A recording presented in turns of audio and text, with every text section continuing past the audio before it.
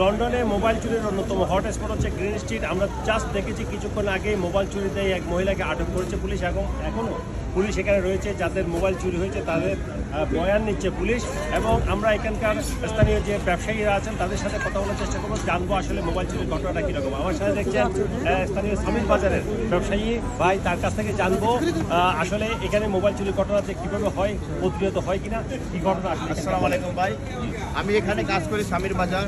এখানে প্রতিদিন Romanian, Bulgarian কমসেকম 200-150 মোবাইল চুরি করে। হ্যাঁ, এখানে ডেলি সকাল বিকাল চুরি করে। আপনারা সবাই সতর্ক থাকবেন। গ্রিন স্ট্রিট যখন ফোন নিয়ে আসবেন, ফোন বন্ধ করে রাখবেন।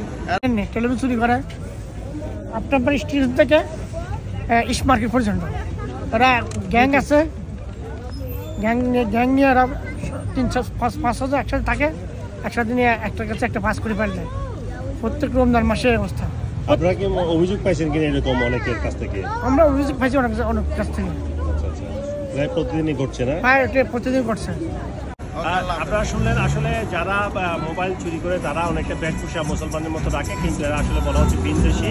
এবং আমরা যাকে কিছুক্ষণ আগে আটক হতে দেখেছি সে মহিলাও ভিনদেশি, সে মুসলমান নয় কিংবা এই ধরনের নয়, যেটা বলছেন অনেকে প্রত্যক্ষদর্শীরা। এবং গ্রিন স্ট্রিটে হরহামেশায় মোবাইল চুরি হয়। শুধুমাত্র গ্রিন স্ট্রিট না, লন্ডনের ব্যস্ততম নগরীগুলোতে যে স্ট্রিটগুলো রয়েছে সেখানে হরহামেশায় মোবাইল চুরি হয়। এবং আরেকটি বিষয় সেটি হচ্ছে এই গ্রিন স্ট্রিটে এখন ঈদের বাজার, ঈদের কেনাকাটা করতে এসেছেন অনেক মানুষ, এবং সে কারণে আসলে মোবাইল চুরির ঘটনাটা বেড়ে গেছে।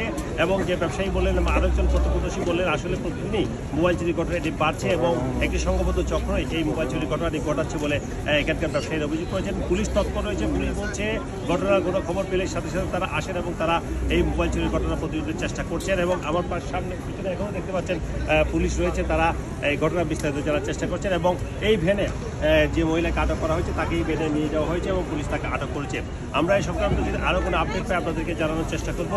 এবং সবচেয়ে সতর্কবার্তা যেটি সেটা হচ্ছে, যখন ঈদের শপিং করতে আসবেন কেউ বাজারে আসবেন, মোবাইল নিয়ে সবসময় সতর্ক থাকবেন। মোবাইলকে পকেটে রাখবেন, জিপ লাগিয়ে রাখবেন, কিংবা মোবাইল ফোনে কথা বলার সময় খুবই সতর্ক থাকবেন। বিশেষ করে রাস্তা দিয়ে হাঁটার সময় মোবাইল দিয়ে কথা না বলার জন্য, বিশেষ করে গ্রিন স্ট্রিট সহ হোয়াইট চ্যাপেল সহ যে ব্যস্ত রাস্তাগুলো রয়েছে সেগুলোতে সতর্কতার সাথে মোবাইল ব্যবহার করার জন্য পুলিশের পক্ষ থেকেও পরামর্শ দেওয়া হয়েছে। গ্রিন স্ট্রিট থেকে সরওয়ার হোসেন, টপ নিউজ।